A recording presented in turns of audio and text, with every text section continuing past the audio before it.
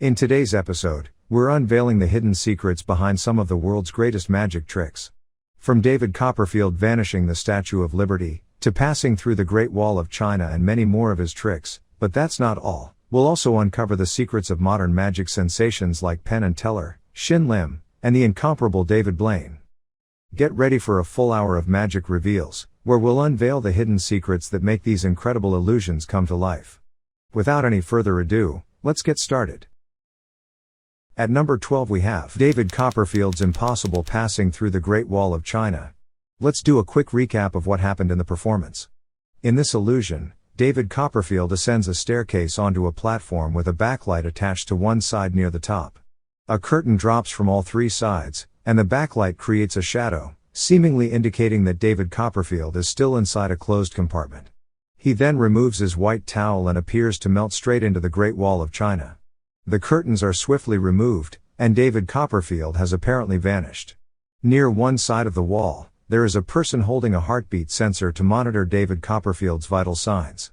Suddenly, on the other side of the wall, David Copperfield's hands and face press against a white curtain. The sound of his heartbeat disappears, creating tension about his survival.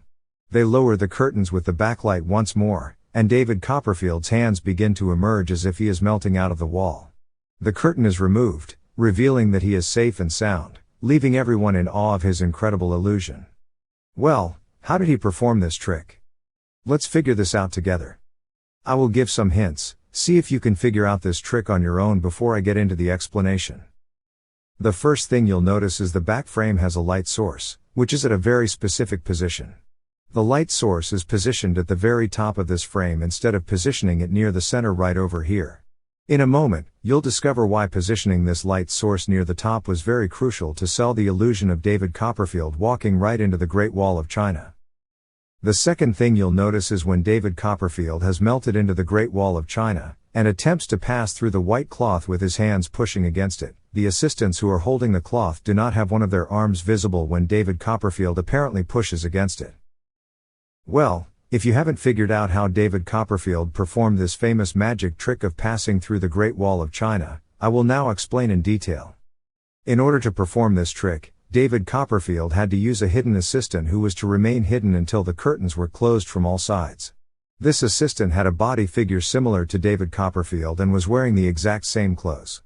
So who we see here in the shadow is not David Copperfield. In fact, it is assistant who was dressed up like him. The purpose of wearing this white towel around his neck was to sell the illusion that it is the same David Copperfield. Otherwise, throughout this performance, you'll notice that this white towel served no purpose until the moment he went inside and passed it to his assistants who are outside of the compartment. Now you may be wondering, where was this assistant hiding since we only see three people other than David Copperfield at this moment in time, and there is no person standing anywhere else? Well, if you observe the base of the platform, although it doesn't look that thick and suspicious, it is actually able to accommodate a full-sized human. You can see from the outside of this platform, in a similar illusion performed by the masked magician. The assistant was simply hiding inside the base of the platform, that had a flap-like structure out of which he is able to enter and exit. The very moment the curtains were lowered down and David Copperfield entered into the basement, he hid in a blind spot inside the compartment. You may be wondering, what do I mean by the term blind spot? Well, you may recall a specific observation I highlighted earlier regarding the light source that was at a very specific position on the back frame.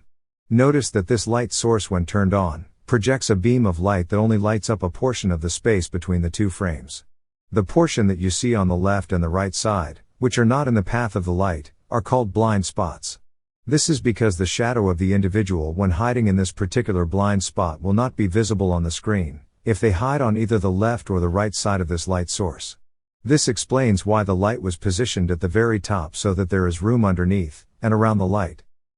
After David Copperfield had successfully switched with his clone-dressed assistant, he himself did not hide inside the base of the platform, instead crawled into the staircase. You can see that the staircase is practically large enough to accommodate his entire body as demonstrated by the masked magician in his particular performance. Staircases being used as a hiding spot for magicians and assistants both, can be found in a lot of stage illusions. So, whenever you see staircases in stage magic, you can already consider it as a hint and an important prop to execute their illusion.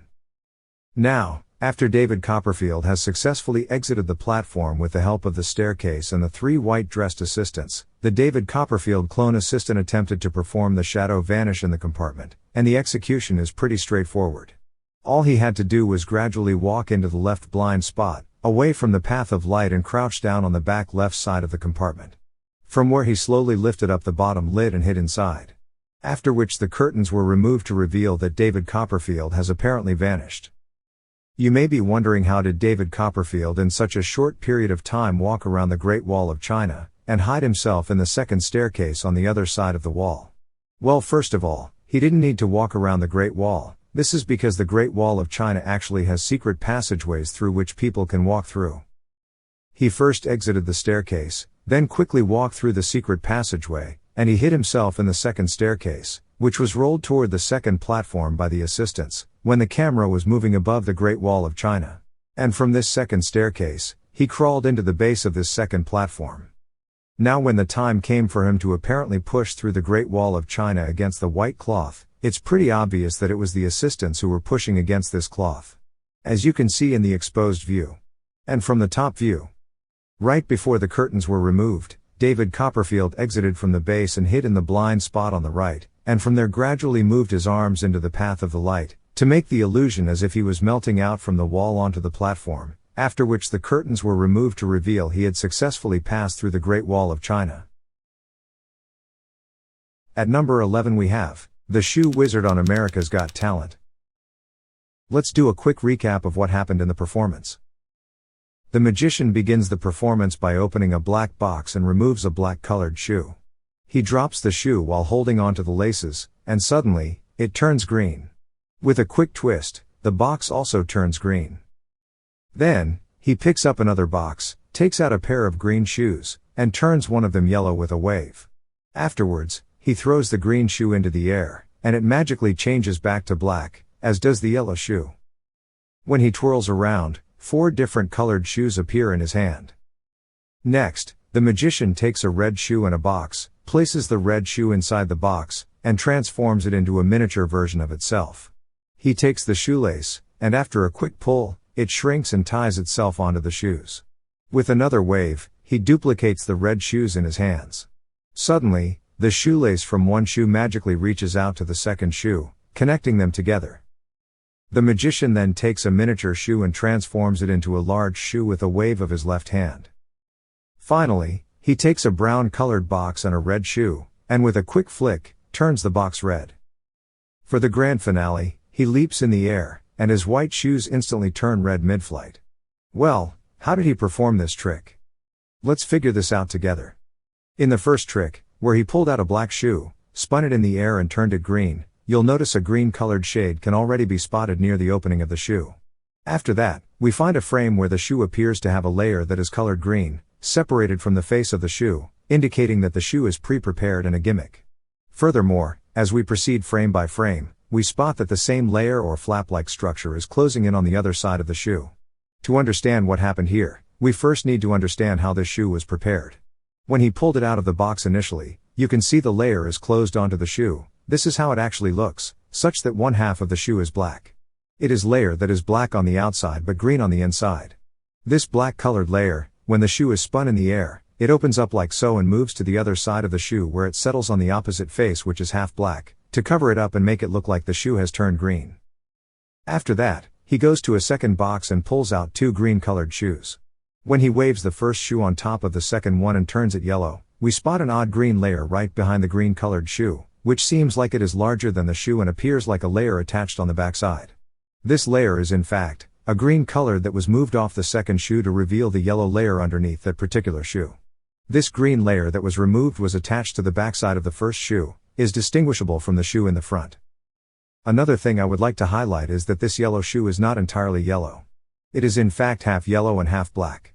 It initially had a green colored layer that was black on one side underneath and green on the outside. This was the layer which was removed to reveal the yellow layer underneath over here. Now, when it came to turn that yellow shoe black, he flips it in the air, and you can see in slow motion that initially, he was holding the tip of the shoe, but when he catches the shoe, he catches it with the heel of the shoe, implying that the shoe has twisted 180 degrees in the air, such that the yellow side is facing away from the audience, which is why we can see the black side. You may be wondering how a shoe can be flipped in the air and guaranteed to land exactly so that it spins 180 degrees. Well, this is actually based on a scientific principle. The principle on which it is based is called the Janibekov effect or the intermediate axis theorem. Derek here will explain briefly what exactly this phenomenon is. Talking about the second axis, the intermediate axis, where the moment of inertia is in between the other two, well, that is where you get this half twist. And there's virtually nothing you can do to stop it. And it's not just tennis rackets, of course. I've done this before with cell phones and with a disc with a hole in it. I took this disc on an ice rink and in a zero-G plane. I have been obsessed with the intermediate axis theorem. Now that you understand the science behind why the shoe was able to do a half flip in the air, let's continue with the explanation. For the first shoe that he has in his right hand, he simply twisted his wrist, such that the black side of that shoe was facing us. This black side that is now facing us is not originally a part of the green shoe. It is in fact the green layer that was removed from on top of that yellow layer on the second shoe. And you can even see that it is clearly a cutout piece, magnetically attached to the green shoe underneath. In the next trick, where he multiplied the shoes and made them into 4 different colors, he utilized a similar principle that is used in a shell and coin trick. A shell and coin gimmicks are basically a cap-like structure that is placed right on top of the coin. If you flip this shell the other way around, it would look like a normal coin, but on the inside it is hollow and only half of a coin, which is placed on top of a real coin, as you can see the magician doing at this particular moment. Based on this concept, these shoes he is holding in his hand are 4 shoes, out of which there are 2 shells and 2 real shoes. If you zoom in, you can actually find him separating the top shell from the bottom shoe. The top shell, which was half black and half yellow, was removed to reveal the blue shoe underneath. The red shoe was hidden underneath the green shell. Now at this moment in time, you may look at my illustration and get confused. This is because in my illustration, it shows the shoe is half yellow and half black, but in the footage, we can't see any half yellow layer. Well, if we move a few frames ahead, we find a close-up shot of that yellow layer right over here, which is hidden with the help of that half green layer placed above it. That was attached to the green shell over here. That green layer camouflages with the green shoe to hide the yellow layer underneath. After producing multiple colored shoes, he then takes the red shoe and places it inside the box and turns it into a miniature shoe. At this moment, you might assume that this box is gimmicked in such a way that it was able to hide the large shoe in the base. Well, that's not the case. The method is a lot simpler than you might assume. This large shoe was never placed inside the box. If you look close enough, his left armpit hides behind the box, and he simply pushes it into his armpit.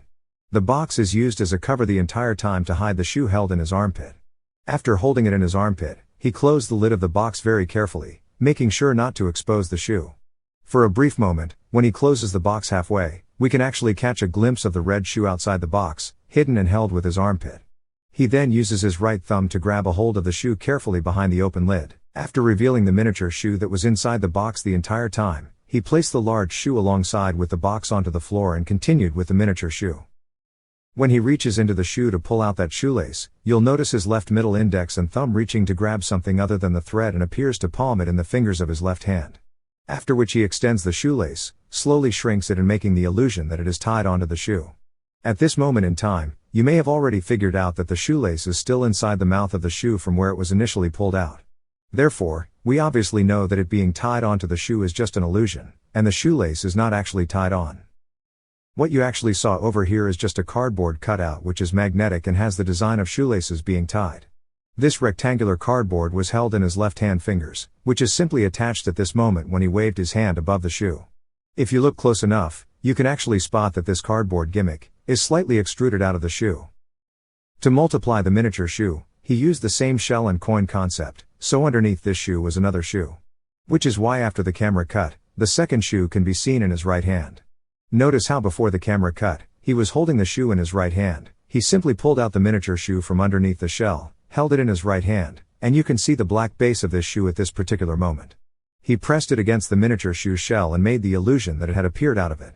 This shoe, since it was covered by the shell and pressed down, explains why this shoe is slightly compressed and distorted compared to the shell. We then witness the shoes linking together with the shoelaces. At the moment he brought the two shoes together, he He actually grabbed an invisible thread with the fingers of his left hand and started pulling the thread that was connected to the shoelaces, and once the shoelaces reached his left hand fingers, he simply grabbed onto the shoelaces and made the illusion as if they linked. We then see the magician turning this miniature shoe back into a large shoe. In order to do that, the chair upon which he is sitting already had a red large shoe hidden on the backside of it. You can see his left hand go behind the chair at this moment while he is drawing attention to the miniature shoe inside the box. To perform the switch, he simply held onto the large shoe in his left hand, placed it in front of the miniature shoe. The moment he places the large shoe back into the box, we spot the miniature shoe inside the box as well, right behind the large shoe, further supporting our explanation regarding the position of the miniature shoe. He then took a brown box, with a quick jerk turned it into a red box when flipping the miniature shoe in the air. This box changed color with a simple flap mechanism, which we can spot opening during the last few frames before it went behind his back. This box mechanism simply worked like so. For the finale of the performance, where he changed his white-colored shoes he was wearing into red, you notice his right hand going near his right waist, and something can be seen held in his right hand, which is black in color. The black rope is in fact, two ropes that are attached with two white-colored layers that are above his shoes and his pants with the help of the rope that is connected to it. We can spot in this close-up shot the white layer shooting right into his jeans after he pulls the rope. At number 10 we have David Copperfield's legendary Statue of Liberty vanish. Let's do a quick recap of what happened in the performance. In this astonishing performance, David Copperfield begins by placing 3 Kodamatic instant cameras around the Statue of Liberty to capture evidence of its impending disappearance. Each of these cameras is guarded and locked by 3 female assistants. A radar tracks the statue's presence. David Copperfield explains that once the statue vanishes, 2 beams of light will pass through the empty space to prove its absence. The curtain concealing the statue is held by 2 large towers on either side of the audience. When the moment arrives to make the statue vanish, David Copperfield focuses his energy on the radar, causing the Statue of Liberty to disappear from its display. He then lowers the curtain carefully to reveal that the statue has vanished, with a helicopter hovering directly above it. Beams of light pass through the empty space where the statue once stood, accomplishing a truly remarkable feat that will likely never be replicated in history. Well, how did he perform this trick? Let's figure this out together.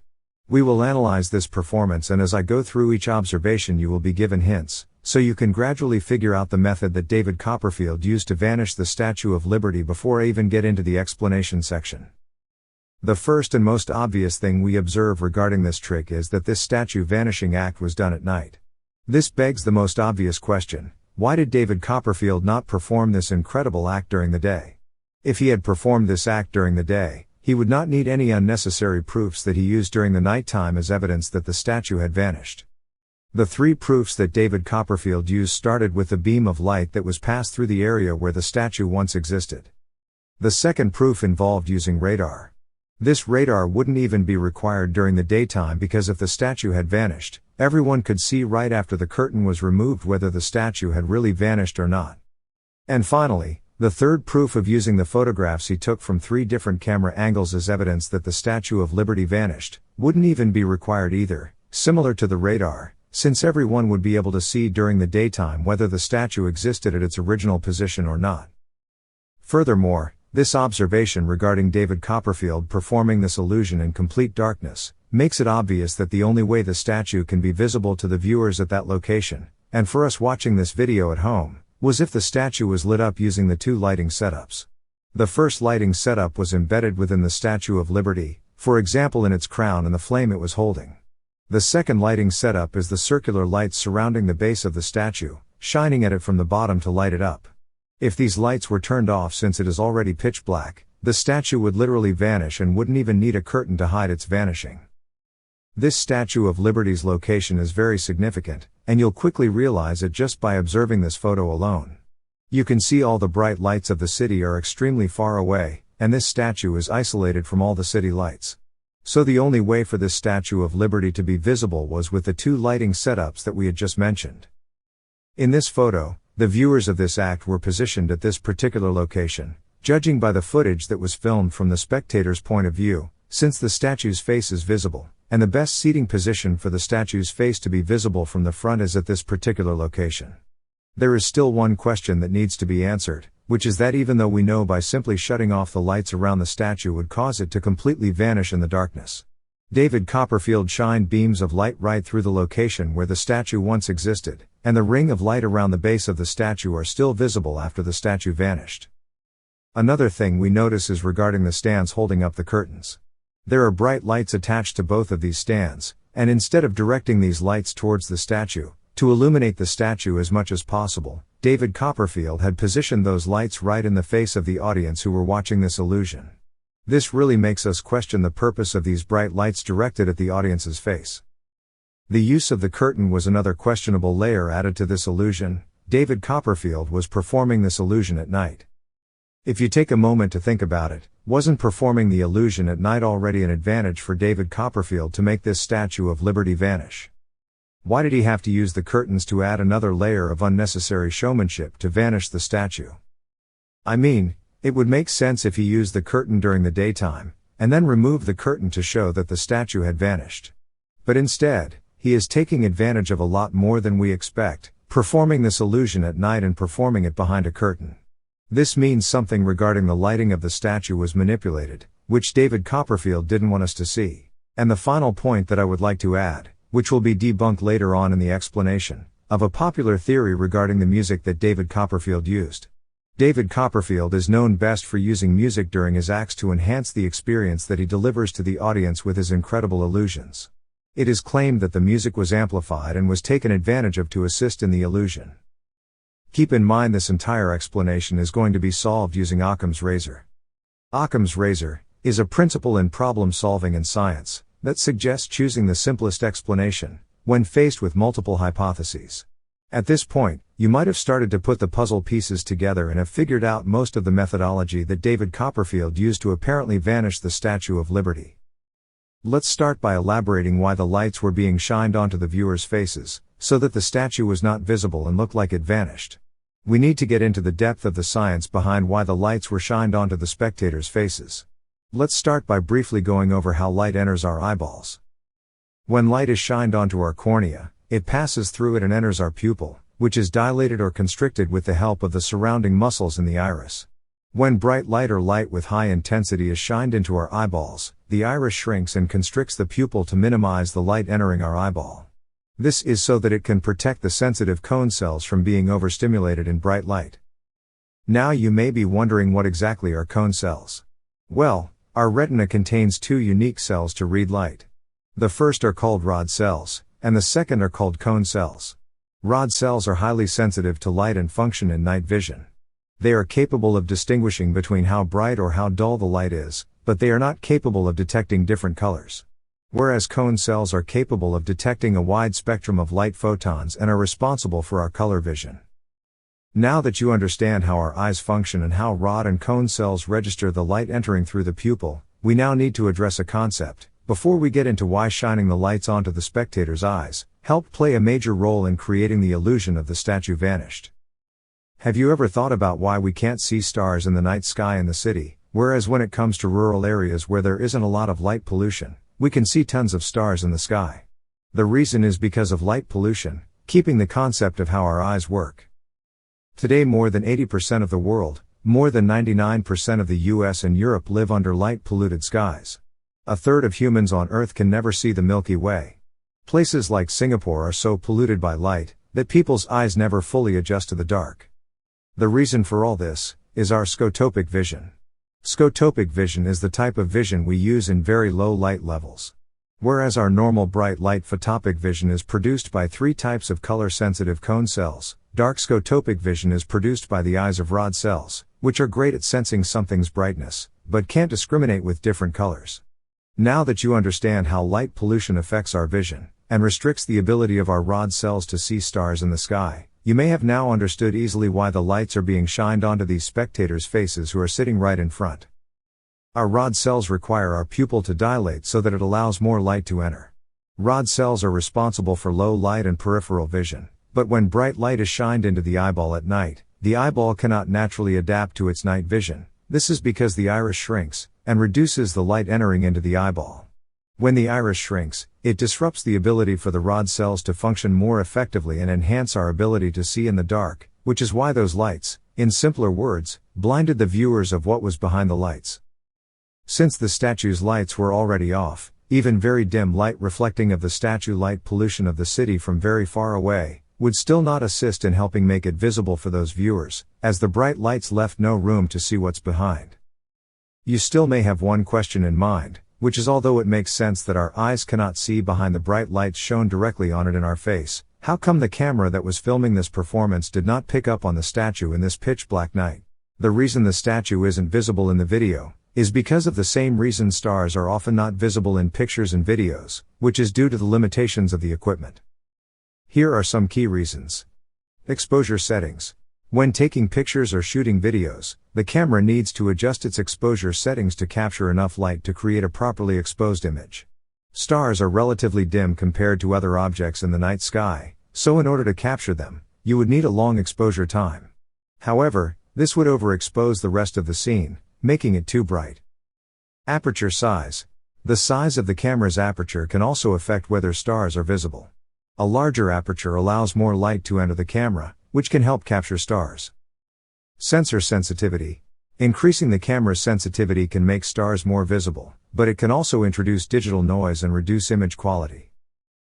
This explains why the Statue of Liberty was not visible in the video as well. Furthermore, unlike the stars in space that have their own light that they emit, the statue was not emitting any light since the lights were turned off, which makes it even more impossible to view in real time and in the footage. Now you may be wondering, how was David Copperfield able to shine the beams of light right through the location where the Statue of Liberty once existed? Furthermore, we claim that the lights surrounding the Statue of Liberty were turned off, then how come these lights are still on after the vanish? It's fairly obvious at this point the answer to this question. Referring back to the Statue of Liberty's image, we can see that there is room right beside the statue over here on the right, to create a circular light structure similar to the lights surrounding the base of the statue. Keep in mind this illusion was performed at night, so from the top view when the helicopter was shining beams of light onto the area where the statue existed, it was actually shining right beside it to a replica setup of lights that resembled a lot like the ones around the base of the statue. In such a dark environment, it is not possible to distinguish. Since these duplicate circular setup lights were the only way to identify the base of the statue.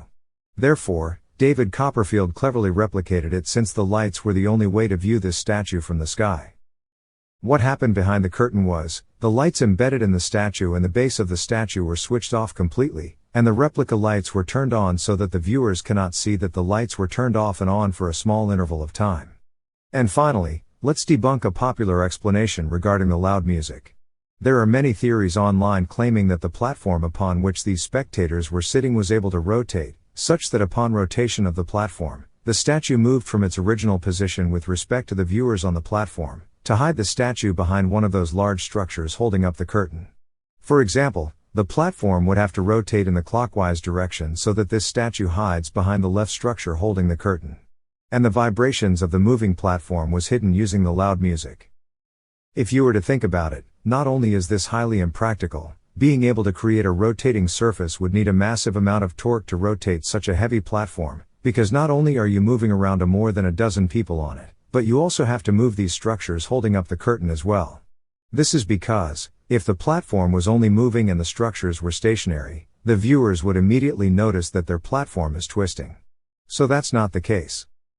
Secondly, keeping in mind the principle we are following is Occam's razor, and we have to go for the simplest and most practical solution. The hypothesis of rotating the platform and hiding the vibrations using the loud music as a disguise is highly impractical, and far from being simple. We have no choice but to eliminate this theory completely. The lights were enough to manipulate the perception of the viewers. So overcomplicating this illusion would have really messed up the viewer's experience, and chances of failure would have increased. Especially for such a big event, performing it in such a high-risk setup would be avoided at all costs, as it was being streamed on live TV nationwide in 1983. The radar that David Copperfield used is obviously fake and does not require more elaboration to prove it is a fake prop. After all, he manipulated the lighting and the camera photos. All this setup he had done wouldn't have been difficult to place a fake radar just to make the illusion more convincing. He could have just performed this entire act in daytime and none of this unnecessary proof would have been needed. If you have made it this far into the video, be sure to hit the like button. Also consider subscribing. I would really appreciate the support. It really helps grow this channel. Thank you. Now let's get back into the video. At number 9 we have Penn and Teller's light or heavy box on Penn and Teller's Fool Us.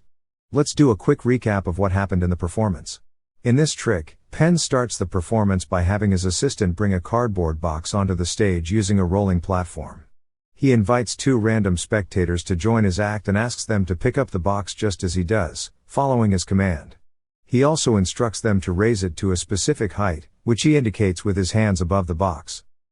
After lifting the box once, to show that it's empty, he claims they will become weak as women in French. After casting his spell, Penn asks the spectators to pick up the box, but they are unable to do so, even with all their might. Penn then tries to pick up the box and easily does it, but when he urges them to genuinely attempt to lift it, they still fail. This cycle repeats several times, with moments when they can lift the box followed by moments when they cannot. For the grand finale, Penn picks up the box to reveal the box wasn't empty and that Teller had been inside it the entire time. How did he perform this trick? Here is an explanation. I will give some hints, see if you can figure this trick out on your own before I explain the secret. You will notice that whenever Penn asks the assistant to lift up the box, he raises both of his hands right above the box and doesn't allow them to raise it higher than a specific level. The second thing you will notice is that once the box is lifted, his right leg appears to be relatively thicker than his left leg. You can see that before Penn stood behind the box, his right leg's thickness is the same as his left leg, but upon comparison, we see a clear difference in the sudden change in thickness of his right leg when he stood behind the box. Keep in mind that from the very beginning, Teller was always inside the box because the box was never switched out and was in plain sight of everyone, from the moment it was lifted up by the assistant and brought onto the stage. This means, somehow or some way, Teller had the ability to shift his weight off the base of the box to allow the spectators to lift it. If Teller were to keep his weight on the base of this cardboard box the entire time, it's obvious the cardboard box would end up ripping apart. If you haven't figured out how this trick was performed by now, I will now explain in detail. From the very beginning, you will notice that once the box was brought onto the stage by the assistant, it was brought on a platform that had wheels. Penn could have simply rotated this platform 360 degrees to show that there is no opening on the backside to assist this performance at the very end or at the very beginning of the performance to sell the illusion a lot better. But he didn't do that because there is a setup done behind the box. Behind the box is an opening or a window through which a metallic rod structure is implanted, that extends to a seating platform that is at a significant height. You might be wondering why there is no visible vertical rod attached to the base of the platform. Well, the secret lies in a clever design, a vertical metal beam concealed within a semi-cylindrical structure that closely resembled Penn's leg, only thicker. This structure created the illusion of thickness when viewed from the front, making it appear much thicker than Penn's actual leg. When the assistant attempted to lift the box, Penn instructed them to do so at a very specific height. This was because the platform upon which Teller was seated had been set at a specific elevation. Lifting the box higher would have exposed the fact that there was something hidden inside the box, and this is precisely why Penn insisted that the box not be raised any higher. This is because the inner base of the cardboard box would contact the hidden platform inside.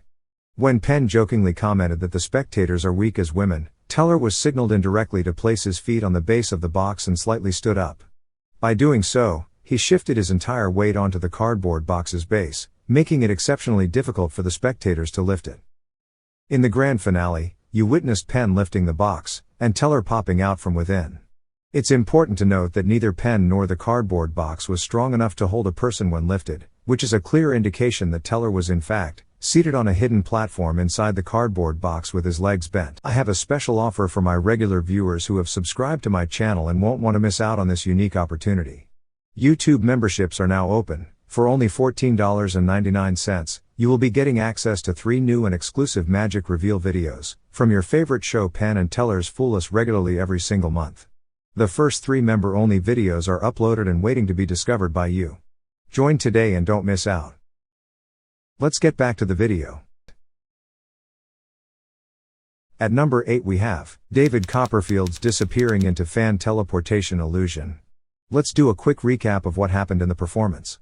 In this trick, David Copperfield starts by introducing a dangerously large fan. He walks up to it with a female assistant. After stepping off one side of the fan's platform, he closes it. Then, he He and his assistant hold onto a frame placed behind the fan's platform, with a lit light on it. David Copperfield picks up the second part of the frame and places it in front, causing his shadow to appear to walk into the fan and turn into smoke. The female assistant steps onto the platform and also vanishes into smoke. After a few sparks, the curtains on the frame disappear, revealing that David Copperfield and his assistant were in the audience the entire time. They could see him close up and confirm that he was the real person and not a duplicate. Well, how did he perform this trick? Let's figure this out together. In the beginning of the performance, you'll find David Copperfield standing in front of the curtains facing the audience, and everyone could clearly see his face. After the curtains are removed, David Copperfield walks up onto the platform, upon which the female assistant joins him to perform a dance. One may assume that when the curtains were removed, since he went out of frame for a moment, David could have switched himself with a double who is dressed exactly like him, to make it look like David Copperfield was on the platform when he could have walked all the way back and stood behind the audience members without them realizing, since everyone was focused on the act. But after he gets off the platform, he faces the audience once again on stage at this particular moment. And his face can be clearly seen and recognizable. Therefore it's clear that no switch had taken place with the use of the red curtains. Afterwards, you'll notice that the back frame that is brought up onto the platform has a light source, which is at a very significant position. The light source is positioned at the very top of this frame. Instead of positioning it near the center, in a moment, you will discover why positioning this light source near the top was very crucial to sell the illusion of them vanishing into thin air. When David Copperfield goes to pick up the second frame, you'll notice two important things. The first thing you'll notice is that he doesn't take help from his assistant to pick up this second frame, even though he did to pick up the first frame with the light source. Furthermore, we see his head ducks down and completely hides behind the frame. And he is no longer visible except for his shadow on that frame, which makes us question whether the person behind the frame really is David Copperfield or someone else. Well, if you haven't figured out by now, David really did use the double that was dressed up exactly like him and had a facial structure and hairstyle similar to him, except he was not his twin. That individual with which David switched with, didn't happen at the beginning of the performance. Instead, it happened during the moment he went to pick up the second frame and hid behind it. The very moment David ducks his head behind the frame, is when the double extends his hand and picks up the frame to make it look like David is holding it, when in reality it is the duplicate's hand. The double made sure he hides behind this frame and can only be visible in the shadow right over here.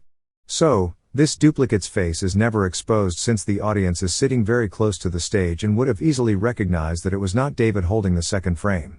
Now you may be wondering, after the switch, where did David Copperfield go? Well, during the moment the switch happened behind the second frame, he went behind the curtain and walked all the way around the theater, and stood behind the audience waiting for his moment. So, after the assistant and David's double vanished, how did they create such a convincing and astonishing illusion of them vanishing into the fan? Well, you may recall a specific observation I highlighted earlier, which was regarding the light source that was at a very specific position on the first frame. Notice that this light source, when turned on, projects a beam of light that only lights up a portion of the space between the two frames. The portion that you see on the left and right side, that are not in the path of the light, are called blind spots. This is because the shadow of the individual will not be visible on the screen if they hide on either the left or the right side of this light source. This explains why the light source was positioned at the top, so there is room underneath and around the light for them to move with being seen in the shadow.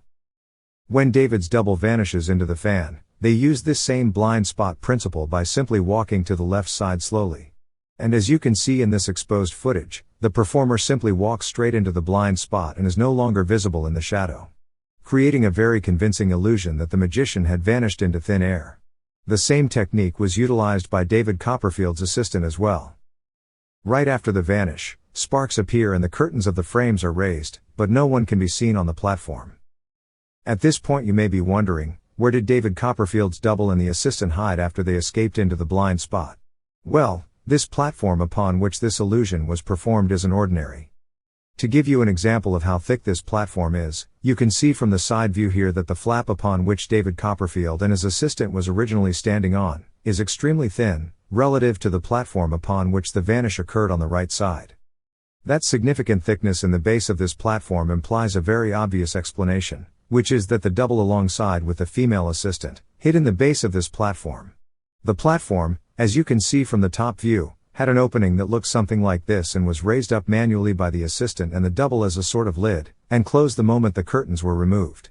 You still may have one question in mind, although we know David switched with his double behind the frame at this particular moment to go in behind the audience. Why didn't the female assistant switch along with him?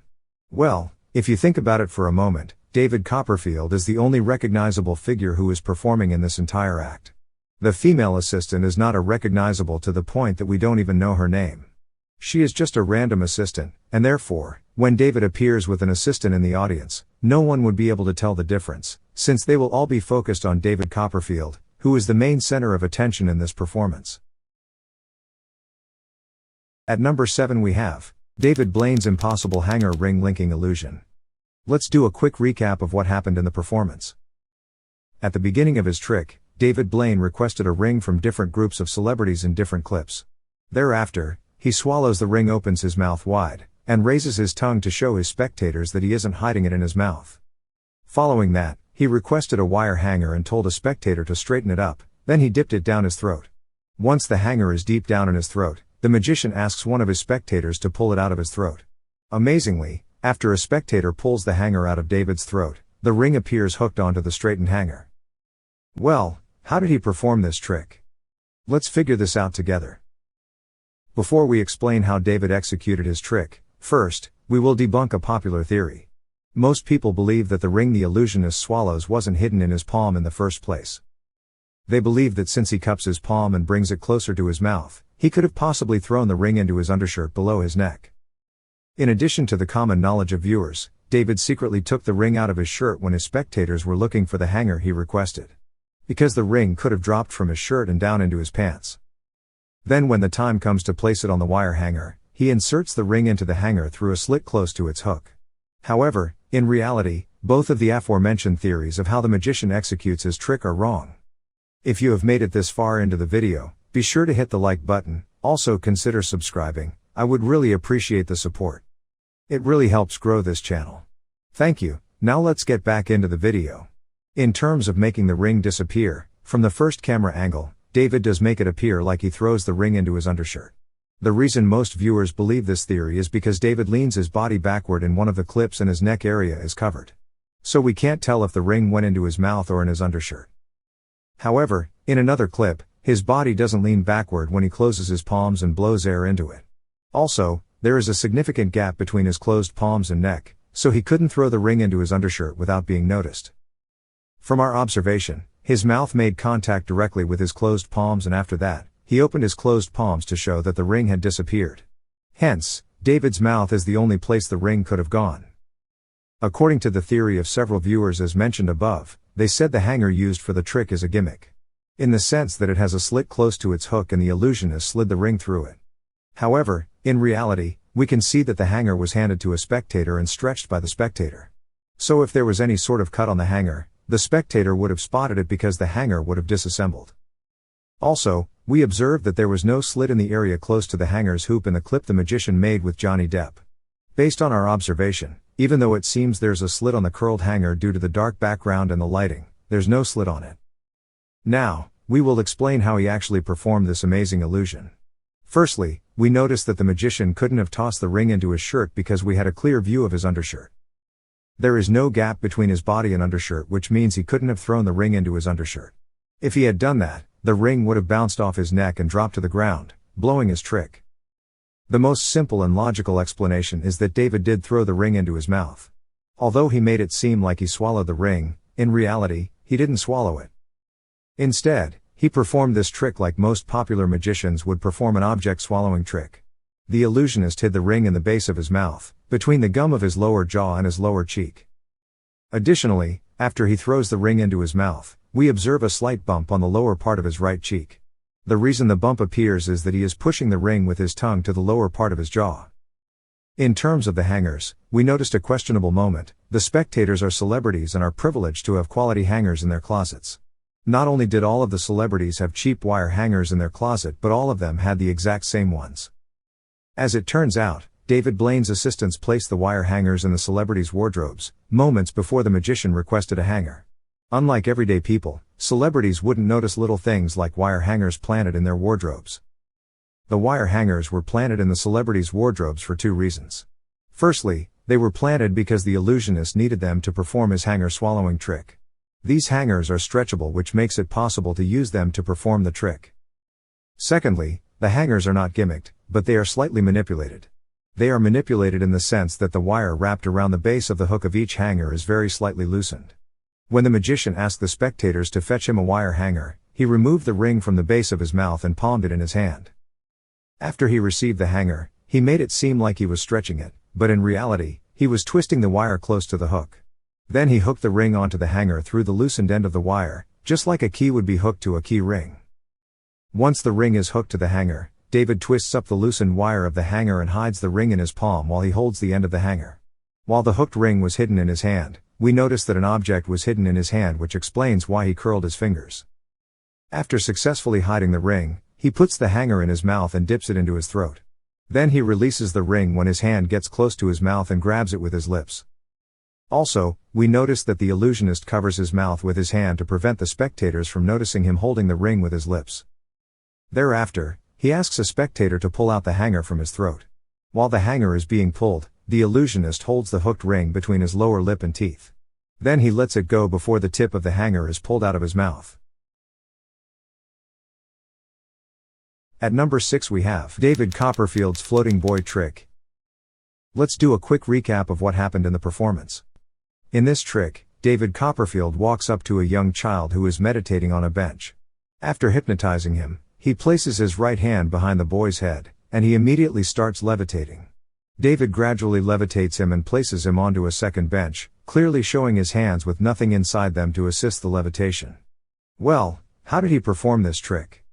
Let's figure this out together. I want to make some important observations that will help you figure out this trick on your own. Notice that the child is sitting on the bench with his legs crossed, and both of his hands are beside him and appear to be holding something underneath him. Furthermore, we notice that the moment he picks up the boy, the clothes he's wearing move up before his body does, and David Copperfield's hand is contacting the boy's skull.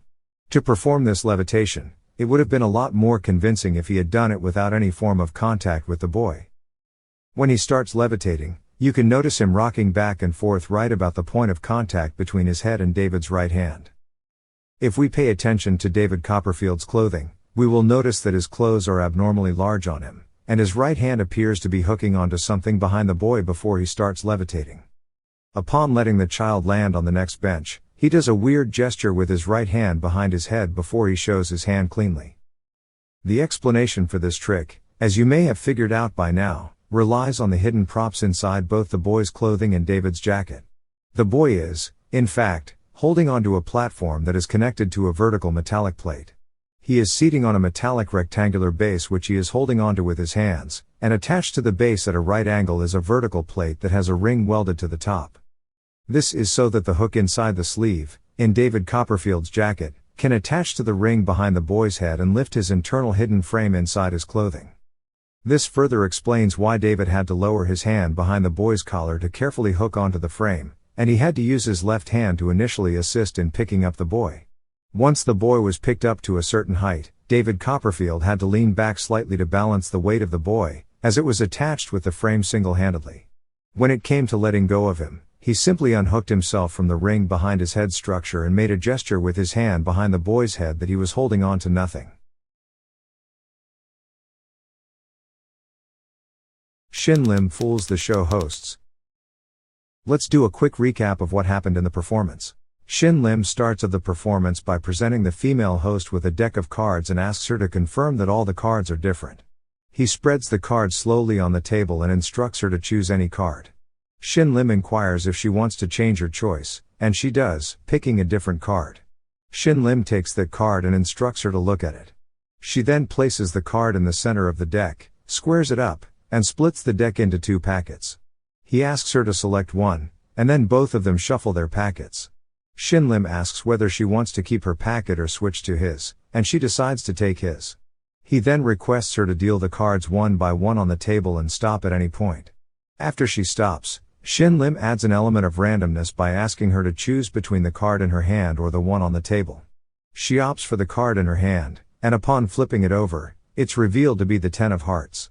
He then invites the male host to examine the 4 cards he's been holding and determine which card is needed to complete a royal flush. It turns out the male host has the ace, king, queen and the jack of hearts, but the 10 of hearts is missing. Thus, the freely chosen card by the female host is the missing card from the royal flush from the beginning of the performance. Well, how did he perform this trick? Let's figure this out together. Now, before we delve into the explanation, I'd like to provide some hints. See if you can figure out this trick on your own. The first thing you'll notice is that whenever Shin Lim picks up a playing card, he does so in an unusual way. The moment he picks up one card, it seems like he's picking up just one, but a second card drops from underneath. This can be observed in various places, even when the female spectator holds a few cards, and he appears to pick up a single card, but then a second card appears underneath. This raises the question of whether this deck of playing cards is a regular one. Moreover, during the performance, when she pointed to a card in the spread, Shin Lim always separated that card from the spread. This means he didn't allow the spectator to handle individual cards. Now, if you haven't already figured it out, I'll explain in detail. The deck of playing cards Shin Lim uses is not an ordinary deck, it's known as a destiny deck. The destiny deck pairs each playing card with adhesive so that the top face-down card is always a force card. In Shin Lim's performance, the force card was the 10 of hearts. If you were to take any of these cards from the deck, it would appear as the 7 of hearts on the face, but if you separated the card, you'd reveal the 10 of hearts. This can be done with any card from the deck. Hence, Shin Lim allowed the female spectator to choose any card, knowing she'd end up selecting the 10 of hearts. Once the spectator picked a card, Shin Lim separated the cards, causing one to drop underneath the card in his right hand. The top separated card was the 10 of hearts. This means the spectator's seemingly free choice was predetermined, and the outcome was always intended to be the 10 of hearts.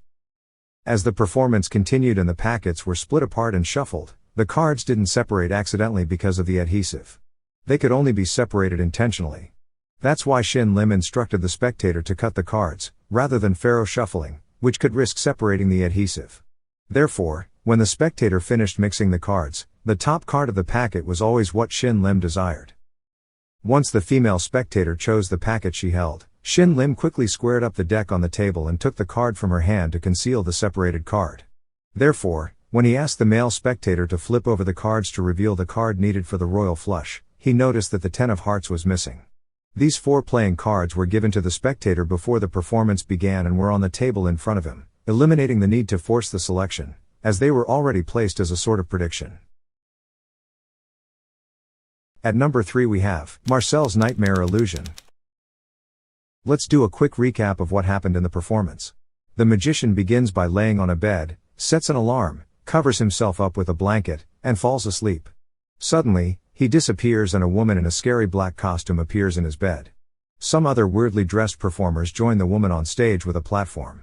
Afterward, Marcel's bed is moved backwards and another platform is brought on stage. This platform has a spherical stand above it, one of which a huge spark comes out. After the huge spark, the magician reappears standing on the platform in a different costume. Then he is forced into a cage and the cage is taped all around with black tape. Thereafter, the cage is suspended in the air by a rope from above the stage and each of the performers thrusts long spears into it. Following that, the cage is raised further upward and set ablaze. Moments after the cage catches fire, the bed is brought before the stage by the performers and the magician's blanket is spread above it. Amazingly, Marcel reappears on the bed in perfect condition without a scratch and wearing the costume he began the show in. Well, how did he perform this trick? Let's figure this out together. Firstly, the bed the magician sleeps on is not flat underneath but curved. Secondly, we notice a dark gap between Marcel's body and the bed when he is about to lie on the bed after setting the alarm. It appears as if the bed sheet is split apart and an object is in that position. But after that moment, he covers himself up with the bedspread. Also, after covering himself up, we notice that his legs don't seem normal under the bed sheet as there is a weird bulge in his legs position. This bulge is present in that position because the woman he transforms into is hiding under the sheets and her legs are in the bed's curved base. As it turns out, the woman had been in the sheets with him when he spread the sheet above himself. She positions herself before him while he shifts his waist backwards. This explains why he doesn't remove the blanket completely when he sits up to set the alarm. If he did that, the woman would be revealed and his tricks wouldn't have worked. When the switch takes place, Marcel suddenly turns invisible and the woman replaces him in the position he was seated on the bed. Then when the woman reveals herself, the magician is hiding inside the hidden compartment of the bed and a slit can be seen above the bed. Additionally, after the woman gets off the bed isn't taken off stage. The bed is connected to a spherical stand fixed to a platform that eventually produces a huge spark. We observe that the bed is placed on top of the platform so Marcel can come out of the hidden compartment. He comes out of the base of the hidden compartment in the bed and hides in the base of the platform. Thereafter, the bed is removed after the magician has successfully hidden himself in the base of the platform. Then he reveals himself and stands on the platform when the spherical stand produces a huge spark. In addition, we notice that there is a camouflage door on the surface of the platform which is where Marcel comes out from when the huge spark occurs. Also, we notice that the base of the platform is similarly curved to the base of the bed which enables the magician to hide there unnoticed. When the magician is locked in a cage, we made some observations from the side view of the two hosts. There is a bulge underneath the cage as well which is where Marcel hides himself after the cage is covered with black tape. Hence, when multiple spears are lunged into the cage and when it is set ablaze in the air, he is hiding in its lower compartment on the ground. As this goes on, the cage's lower compartment is connected to the bed and Marcel gets out of it and goes into the bed's hidden compartment. We observe a movement in the bulge underneath the bed after it is connected to the cage's lower compartment. Thereafter, the bed was detached from the cage's platform and returned to the initial position it was at the beginning of the show. Then the performers spread the blanket above it to give Marcel cover to come out of the hidden compartment and lie on the bed. At number 2 we have Jackie Yu's insane signed card teleportation. Let's do a quick recap of what happened in the performance. In this trick, Jackie Yu brings an egg onto the stage out of which he takes the deck of cards out. He then spreads the deck face up and asks the judge to select any card they wish. Upon selecting the 10 of hearts, he requested them to sign the face and attach a yellow-colored sticker on the backside so that their card can be recognizable both from the front and from the back. The card was then placed into the deck and spread onto the table and magically the judge's signed card teleported from inside the deck underneath the lid. He then repeated this once more by placing their signed card back into the deck, shuffle the cards and then without even getting close to the lid, their signed card appeared underneath the lid. After that, Jackie Yu took their signed card once again and repeated this trick for the third time to have their card appear underneath the lid 3 times. After which he took their signed card, placed it back inside the deck and this time all the cards disappeared from inside his hand. Even the judge's signed card, with only one card remaining in his hand, which was the King of Clubs. He then with a wave turned the King of Clubs into the signed card and removed the lid to show that the deck of cards was under the lid the entire time. Well, how did he perform this trick? Let's figure it out together. In the beginning of Jackie Yu's routine, when he spreads the deck out and asks them to select any card, this genuinely was a free choice and the judges could have selected any card. Which in this case was the 10 of hearts playing card, upon which they signed and attached a yellow sticker on the backside. You will notice that when he spreads the deck and immediately his right hand goes to flip the plastic lid over for a slight moment, we catch a glimpse of him holding something in his fingers right over here, a white colored object. This, as you may have guessed already, is in fact the judge's signed playing card. But the question right now is how did he manage to take the card from the center of the deck and palm it in his right hand in order to control this signed playing card? He performed what is known as a diagonal palm shift. Diagonal palm shift works by placing the card at the center of the deck, but when you're pushing the card inside, the card is pushed at a slight angle. This is where its name diagonal palm shift comes from. The diagonally angled card is pulled back with the help of gripping the card with its alternating corners, and then pivoted along the magician's thumb to secure it into the opposite hand in a palm position. Now you may be wondering, in the performance Jackie Yu spread the deck out after he pushed the card inside. Well, the purpose of spreading the deck out was to hide the angled card inside the spread. Secondly, this version that he performed of the diagonal palm shift is a slight variation that involves simply spreading the top section of the cards above the signed card, which is right over here. This above section is spread out the moment he closes the deck. You can see his right hand moving back while his left hand grabs hold of the deck right here at this moment, and he quickly places the palm signed card inside under the lid and flips it over. So at this particular moment, their signed card has already been positioned underneath the lid. After that, Jackie Yu places their card once again at the center of the deck and starts shuffling up the cards. But somehow, without even getting close to the lid, the judge's signed card still appears underneath the lid. What happened here was a brilliant illusion. The card that we find under the lid the second time at this particular moment right here is not in fact the judge's sign card. This card has a yellow sticker on the back, similar to the sign card. But the face of this card is not the judge's signed 10 of hearts card. This is also the reason why Jekiyu never flipped this card over to show the judges to prove that it was in fact their signed card. He made sure to only show the backside of this card with a yellow sticker. Jekiyu uses this clever methodology of using 2 stickers on the back of 2 cards, to create the illusion as if the judge's signed card was moving from the deck to the lid, when in reality we know that they are 2 different cards. Now, in order to place the second card underneath the lid, you can see at this particular moment that when Jekiyu was revealing the original signed card underneath the lid, his right hand holding the deck goes underneath the lid and carefully places the duplicate card with the yellow sticker on the backside of it. After he placed the judge's signed card inside the deck, you can see that the moment he pushes the card inside, he immediately starts shuffling the cards. What he did right here was simply control the card, such that it was second from the top of the deck. In order to do that, he placed 1 card from the bottom of this top packet on top of the signed card, and separated the remaining top packet and started shuffling the cards to the bottom of the deck. Therefore, at this particular moment, the judge's card is 1 card below the top card. The reason it is positioned second from top is because the judge's signed card has a sticker on it. Therefore, to hide the sticker, he needed to place 1 card above the judge's signed card. After that, we can see that Jekiyu once again had his right hand inside the lid, alongside with the deck. So at this particular moment, he basically placed the judge's signed card that was at the second position right underneath the lid from the deck. In order to place the card that is second from the top with only 1 hand, he needed to perform a very special sleight of hand move called a one-handed second deal. That looks something like this in slow motion. After revealing the judge's card the 3rd time, you can see his right hand go underneath the deck once more, but this time, what he did was a very clever move.